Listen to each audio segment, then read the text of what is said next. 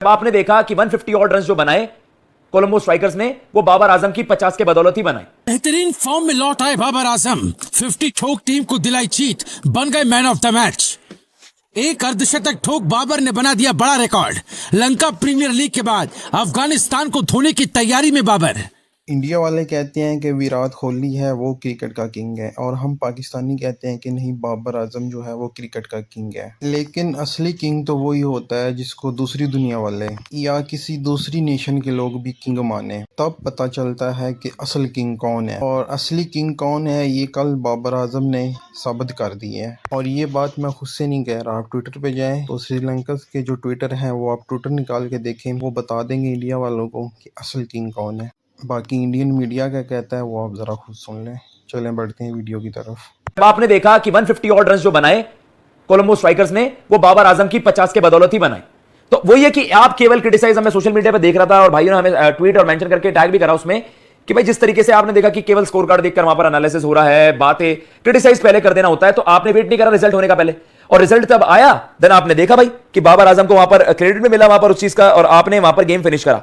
अब ओवरऑल बात कर लेते हैं गेम कैसे गया, फिर उसके बारे में चर्चा करते हैं कि भाई 157 फॉर 6 बनाती है कोलंबो स्ट्राइकर्स। और जब आप ऑपोजिशन के बॉलर्स देखोगे भाई, इसरो उड़ाना इन कंडीशंस को आप देखते हो, भली बात ही बहुत ज्यादा एक्सपीरियंस बॉलर है।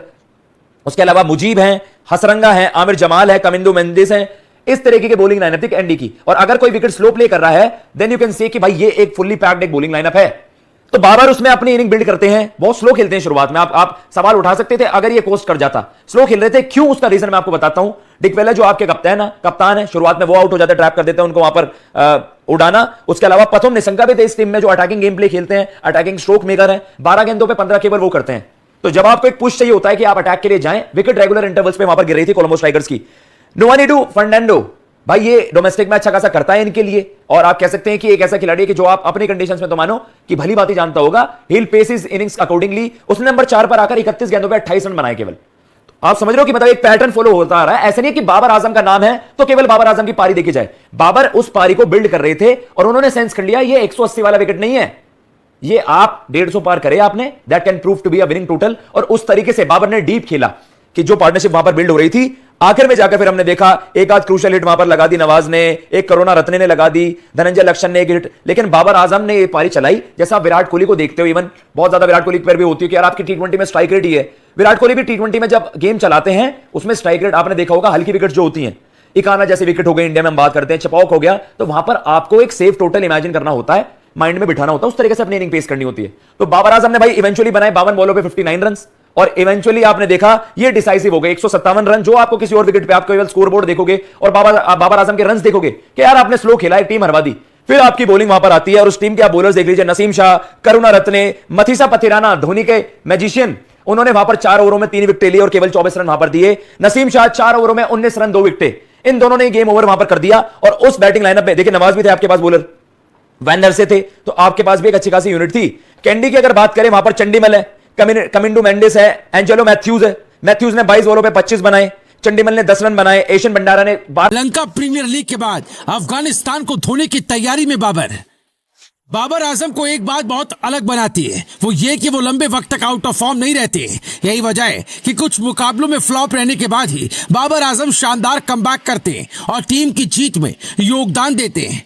अब देखिए ना, लंका प्रीमियर लीग के पहले मुकाबले में बाबर आजम बुरी तरीके से फ्लॉप रहे, जिसकी वजह से उनकी टीम कोलंबो स्ट्राइकर को हार का सामना भी करना पड़ा था।